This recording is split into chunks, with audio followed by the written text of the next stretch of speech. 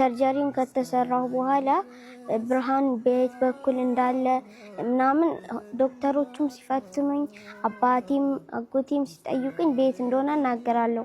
ከዛ በፊት ግን እዚህ እንደተሰራኝ እንደዛ አልናገርም ነበር። ብርሃንም አይታየኝም ነበር። ሌላ ምንም የሚሰማኝ ነገር የለም። አልሐምዱሊላህ። የጤንነቷ ሁኔታ ወላሂ በጣም ደስ ይላል። ስለሽ አንደኛ እኔ ከዛ ከመጀመሪያው ጭንቀት አሁን ሙሉ በሙሉ ተላቅቄያለሁ። ቀሪውን ደግሞ ያው እንግዲህ አላህ ነው። አሁን ከዛ መጀመሪያ ከነበረ ጭንቀት ወጥቻለሁ።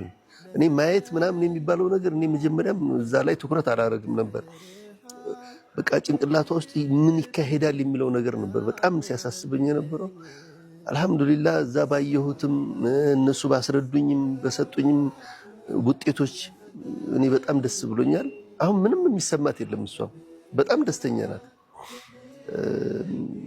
እና አንዳንድ የሚያነጫንጫት ባህሪ የመረጋጋት ባህሪ ሆና አሁን በጣም እየተረጋጋች ነው። በጣም ደስተኛ ናት። በፊት የመነጫነጭ ባህሪ ነበራት። ያው እየተቋቋመች ነው እንጂ የመነጫነጭ ያ ሁሉ ለቋታል። አልሐምዱሊላህ ሰጥተውናል። እንትኑንም ሲዲም አለን ወረቀትም አለን። በተለይ በጨረር መጀመሪያ ከ85% በላይ ይህንን እጢውን እንዳወጡት እና ትንንሽ ርፍራፊ ነገሮች ከቀሩ እሱ ደግሞ በጨረር ነው የሚስተካከለው፣ በጨረር ይወገዳል አለን እና ለመተማመን ግን ከ80% በላይ ሄደናል አለኝ።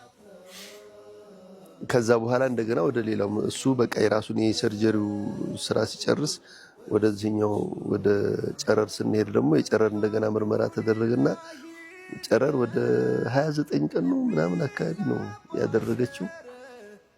እሱም ከ80% በላይ ማደግ እንዳይችል ተደርጓል።